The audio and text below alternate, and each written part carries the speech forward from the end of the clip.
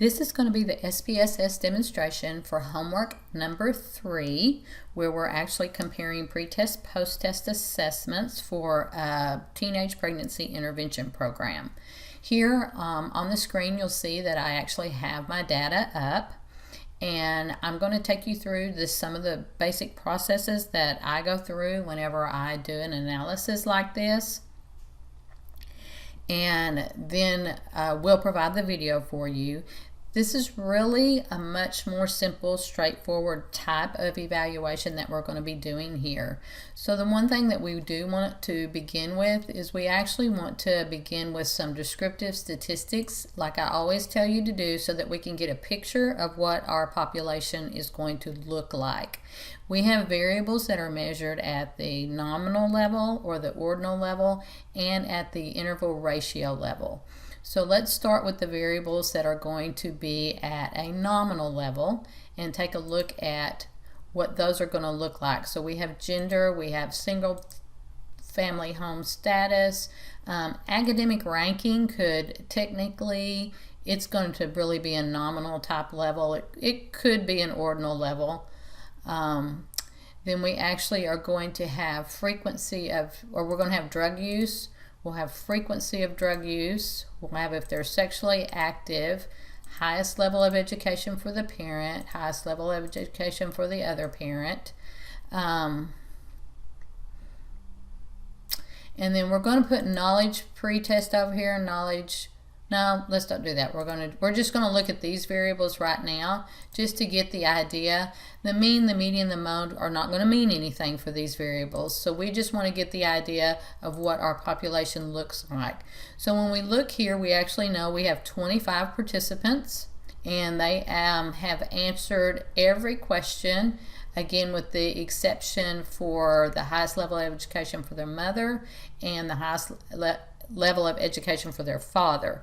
Now, not all these homes have fathers, so there's going to be some missing data here that is going to be appropriate because fathers are not in the home. We have gender. We have a total of 25 that answered the question for gender. We have 15 who are female. We have 10 who are male. So 60% of those participating are female. In our single parent family status, are they in a single parent family? Almost 50-50. We've got 48% who say yes, we've got 52% who say no. All 25 answered the question. Academic ranking, are they in the lowest 25% of the class, the middle 50% of the class, or the upper 25% of the class? Well, here we actually have our frequencies, and we have that 40% of those in our program are in that middle 50% of the class, but 72% together are going to be in the middle or below. So the majority of those who are participating in our program are in the middle or below the 50% level in terms of their academic ranking. So they're not ones who are achieving a higher level. We asked about drug use. Do you have drug use? And yes, 52% said yes, 48% said no. Of those who said yes, which were 13, we have 10 who responded what they used, but we have 11 who said never. We have 4 that said 1 to 5 times, 6 to 10 times, and more than 10 times. 24% of those who participated and indicated that they did use drugs have do it 10 or more times per week. We asked about sexual activity, and we determined that in the frequencies that 52% are sexually active, 48% say they're not, so it's about 50-50. Highest education level for mother, we have this broke down here. 23 responded. There are 2 in the system that are missing. And the highest level education for father, we actually have 12 that are missing, but those are homes who don't have fathers in it, so this breaks down the level of education for father. The one thing that we can do here also that I will often do is I'm curious to know if for sexual activity who's more active, boys or girls, and just for descriptive purposes. And you can use cross tabs for that, and again, you're not looking at anything other than just learning more about your population. So I'm going to put that over there, and I'm going to put sexual activity over there. And in my cells, I'm going to click my rows, column, and total, because that gives me my percentages. So here I actually have, for the female, we have 67% of the females indicated that they were sexually active, and of those who indicated they were sexually active, 76% of them were female. So in this particular population, we have more females who are reporting that they're sexually active than we do males. Because within the male population, 33% report that they are sexually active, and within being sexually active, then we have 41.7% who are not. So let me review this again, because this gets a little bit confusing and I have to break it down several times to make sense of it. Are you sexually active? Yes or no? So when we look at female, just within the gender, so all the females, 67% said they were sexually active. When we look at the number who said they were sexually active, everybody who said yes, they were sexually active, of those who said they were sexually active, 77% were female. Okay, for males, we're going to come down here, and we actually have 30% within our male population that said that they were sexually active, and within those who are sexually active, 23% were male. So clearly our females are more sexually active, or reporting to be more sexually active than our males in this case. That's how you can use crosstabs for nominal, ordinal level data to kind of see how they break down and learn more about your population. Whether you need to report this, whether it has merit on your findings is a different story, but this is one way to do that, to look at those different crosstabs. So we could actually even just play with it, and we could say crosstabs, and let's put gender, and let's see who about single parent family home. Let's compare those. So here, do you live in a single parent family home? Yes. Okay. Of the females, all of our females, within our females, 53% of our females live within a single parent family home. Of those who report they live in a single parent family home, 67% are female. So again, more of our females are living in single parent family homes. It's important to look at your percentages and not just your raw numbers, because we have an uneven set of gender here. We have more girls in our population anyway than we do boys. So our percentages actually tell us what's true in terms of that.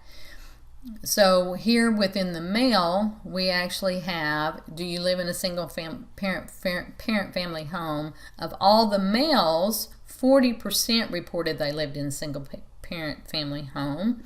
Of everybody who said they lived in a single parent family home, 33% were the males. So that's how you break down these crosstabs and get a sense of these different categories and how they play out. Okay, so the other thing we want to do before we go any farther is we then want to look at our descriptives for our interval ratio level. So we have age, we have our pre-test, we have our post-test, we have our pre-test, we have our post-test, right? Those are all of our scale level. And so here we want the mean and the standard deviation, the minimum and the maximum. That's pretty much what we're looking for here. So here we have in age, we have the minimum age is 13, the maximum is 17. We have a mean of 14.7 years, a standard deviation of 1.33. We have the pretest factor. It looks within range right here. We have the post-test risk factor. 185. This right here tells us clearly that we have an outlier and that we need to go back and we need to look at that. it gives us a mean of 24 and a standard deviation of 34. This is a clear indication there's a problem. You've got a standard deviation larger than your mean. You've got something wrong here, so you're going to have to go back and you're going to have to clean that up. Here we have our pretest protective factor. It's within range.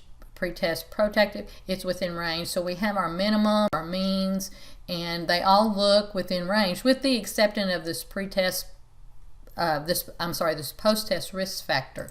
So let's go back and let's look at our data. So here's our protest, and here's that one. Now we actually have to decide what to do with that one. And we can do a couple of things here. So when we did our descriptives just then,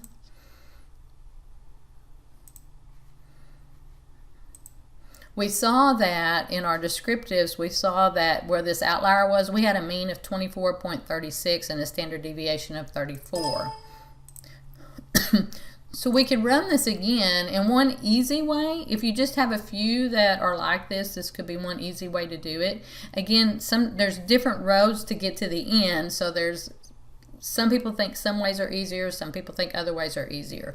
But what I'm going to show you now is a new trick to be able to isolate cases.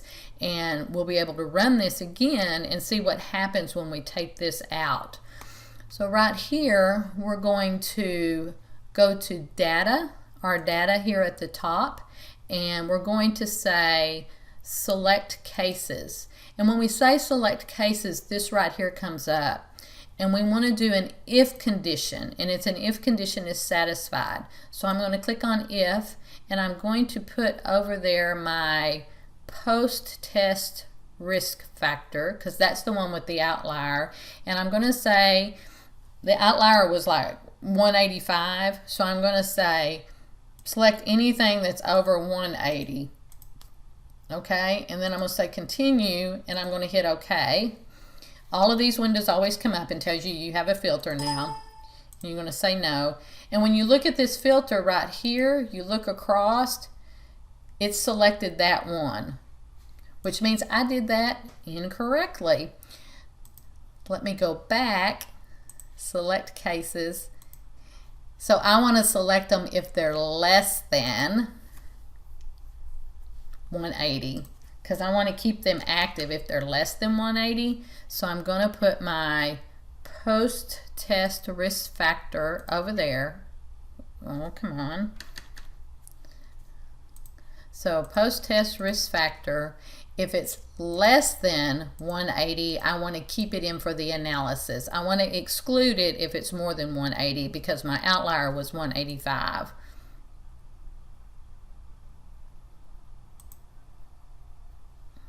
Alright, let's see what I did here.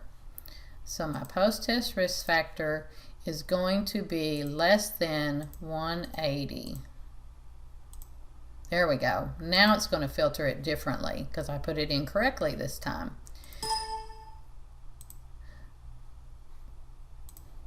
And I don't want to save that. Okay, so now when you look at it, it's going to include all of the cases with the exception of the one that has the outlier right there.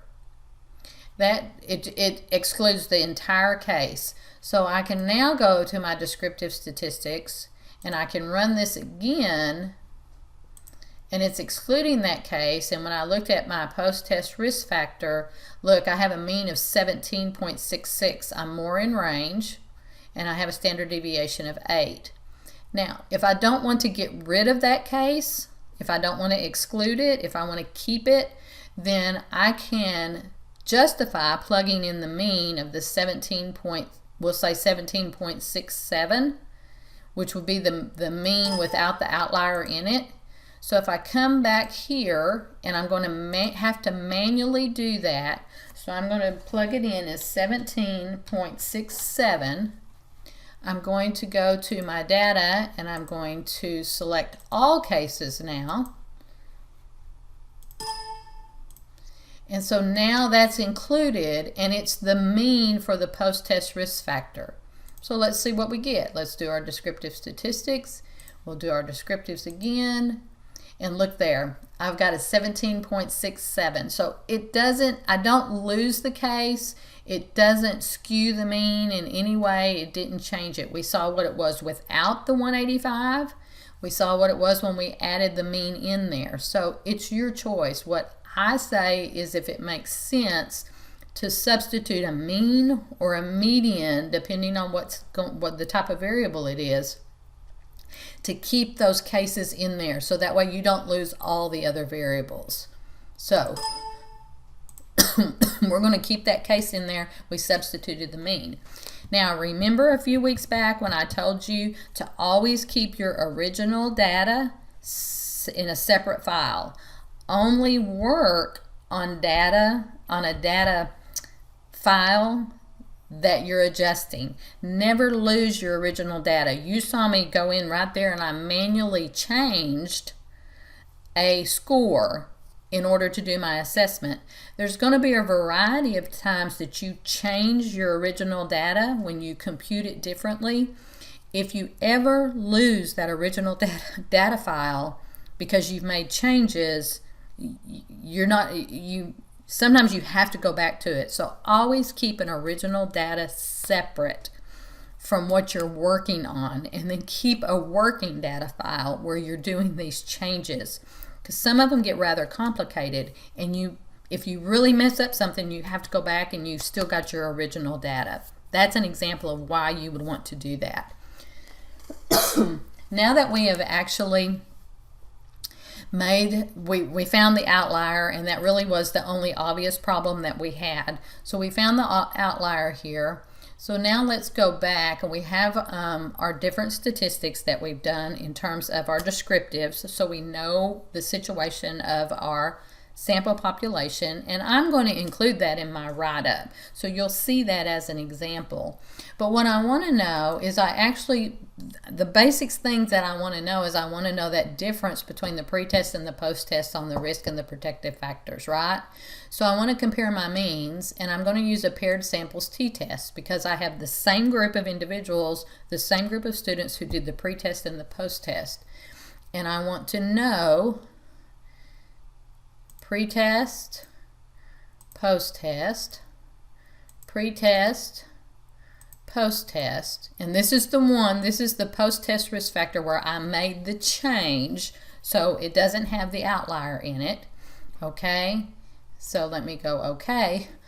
And then when I look at my findings here, the pre-test risk factor to the post-test risk factor, I have significance here. Pre-test, post-test, and my correlations, I have a significance. This right here can be kind of tricky. This is paired samples correlation. Your paired samples should be highly, highly correlated, because you're given the same test, one from pre-test to post-test. If you don't have significance here, and if you don't have a high correlation, there's a problem somewhere. So this is just informative. Then we come to the paired samples test. Right here, we have pre-test risk factor to post-test risk factor, right? We have 0.001, so that's a significant change, okay? We have degrees of freedom of 24, and there's our T. Pre-test protective factor to post-test protective factor, we have 0.012. That also is less than 0.05, so that's a significant finding. So we were able to show with our pre and post test that the risk factors came down and the post factors increased. And that's because our pre and post mean, we have the risk factor for the pre-test 19, the post-test risk factor was 17. We would want to see that decrease because a lower level means less risk factor. The pre-test protective factor was 23. The post-test protective factor was 25. So we saw protective factors increase and risk factors decrease. That is our findings of our paired samples t-test. That's the main thing that we're looking for in this particular evaluation, because we're trying to evaluate our intervention program. Now we also have knowledge level in determining, right here we have knowledge level pre and knowledge level post. But when we look at those are actually going to be at an ordinal level scale right here. And we have low to moderate to high. So they're at an ordinal level scale. We have ranked between low, moderate, and high. So we have to run a different test to determine if there is a significant difference between pre and post. What you're going to do in this one, you're actually going to run, I don't remember, I think it's in, I got to remember where it's at. It's in compare the means. I'm sorry, non-parametric test. That's where it's listed here. So in the non-parametric test, you can actually go to the related samples, and in your related samples, you get this right here. And then we're going to go to fields, and in our test fields, we're going to say knowledge pre-test, knowledge post-test. So you select only 2 test fields to run 2 related sample tests. The settings, and what we're going to run is we actually want the Wilcoxon test. So we're going to look at test options. Oops, choose test. Customize test. We want Wilcoxon matched pair signed rank 2 samples. We want Wilcoxon because this is the equivalent of a dependent samples t-test for ordinal level data. We can't run a t-test if we don't have interval ratio level data. So the Wilcoxon is the same thing. Related samples, it's the same thing as dependent samples t-test except for ordinal level data. So when we run that, this is what we're going to get. We actually say right here the median differences between knowledge pre-test and knowledge post-test equals 0. We have a significance of 0.01, so we reject the null that there is no difference between the knowledge level at pre-test and the knowledge level at post-test. We have shown that knowledge level increases from pre-test to post-test. And this is, you get these outputs here, and then this is also going to show you that. So the related samples Wilcoxon signed rank test, we have the positive differences and the negative differences, but we've gone from knowledge post-test and knowledge pre-test. It's got it backwards right here, but we can see that there has been increases. And there's been increases right here, and there's been increases right here. What we're interested in is this one right here, okay? This significance level, and it tells us to reject the null. There is a significant difference between knowledge level before our intervention program and knowledge level after our intervention program. So now as I'm running this, I've determined that there is significant difference pre and post for the measures that we're looking at for our students who've participated in our teenage pregnancy peer review educational system, whatever that is. And you know what? I'm a little bit curious. I wonder if there's a difference between pre and post for girls versus boys. Well, again, we can come back and we can select our cases that we want to run. So we're going to say, let's get rid of this one, and let's put gender over there, and let's include gender if it equals, we're going to select the gender cases if it equals 1.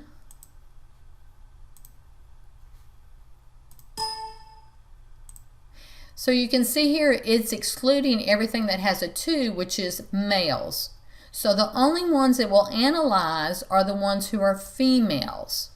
This is a temporary way to adjust your data and run some statistics to see some things where you don't have to make permanent changes. So I'm filtering out all the males, and I'm going to go back to my compare means, and I'm going to go back to my paired samples t-test, and they're still in there. And when I run it this time, it's going to just exclude males. It's going to include only the girls. So when I look at the girls and I come down here and I look at their pre-test, post-test risk factor, I have significance. When I look at their pre-test, post-test protective factor, I have significance. So there's a significant difference for them in terms of their pre-test, post-test factor.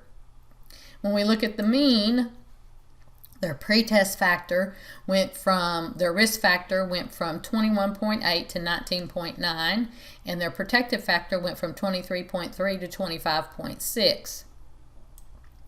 So it's a small change, but it is significant. Okay. Now, later on, before the end of the semester, we're going to talk about effect sizes. And this right here is where you get into some of the effect sizes and how do you determine that there's a significant difference when it's such a small difference there. But we'll talk about that later. But I've showed here that for the girls, there is significant improvement on both the risk factor and the protective factor. So you know what, let's see what happens with the boys. So I'm going to say select cases, and I'm going to change my gender, and I'm going to change it to 2 because I want it to just select all the boys. So now it filters out all the girls, and it's only going to run just the boys. So I'm going to go to Analyze, and I'm going to go to Compare My Means. Everything's still in there, except now when it runs it, it's only going to look at the boys. Okay, so here's my paired samples t-test for the boys, and I can show on the risk factors there was a significant change. Okay, but look here on the protective factors, there was no change. It was not significant, so it didn't matter. So while the boys went from 15 down to 14, that's a significant change. There's a meaning behind that perhaps related to our educational program.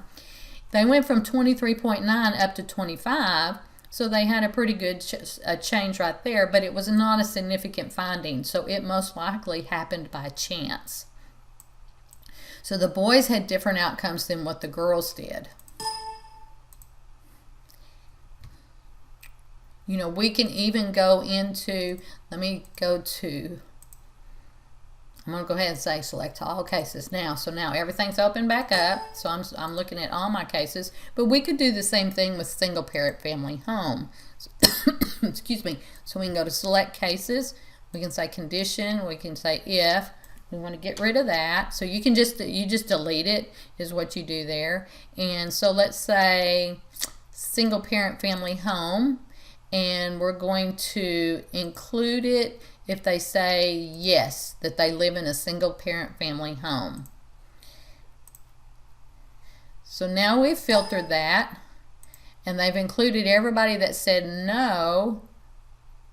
They've included the 2s. Oh, I'm looking at the wrong one. Single parent family home. Okay, they've excluded everybody that had a 2 because that's a no, and they've only included everybody that has a 1 because that's a yes. We can do the same thing. Compare means. Paired samples t-test, still in there, but it's only going to look at those in single family parent homes, which we have an N of 12. The pre-test risk factor was 19. The post-test risk factor was 17. There was a decrease. There was an increase in protective factors. Was it significant? The risk factors, the reduction in risk factor was significant. The increase in protective factors was not significant for those who live in single parent family homes. So this is just an example. You can actually go into depth and look at all different types of relationships with your data depending upon the questions that you need to answer. So what I wanted to show you there was your descriptives, how to replace an outlier, how to select cases so that you can run different relationships between those variables. But what we were most interested in here was the dependent samples t-test, the pre and the post, to determine if there was a change. Anything else beyond that for the purpose of our question and our evaluation would be informative. Was there a difference for boys and girls? Was there a difference between the factors of if it was single parent family, or if there was drug use, or if they were sexually active. All of those can be looked at here. So it depends on, as the researcher, how in depth you go with this. You'll see my write-up goes with basically what I've covered here. I didn't take the time to go more in depth with it, but it'll give you an example of how to treat this data when you're looking at that. When you're looking at it from your perspective and what you need to run. So hopefully this gave you some additional skills in running some different things, in selecting some cases, and in making some changes when you have an outlier.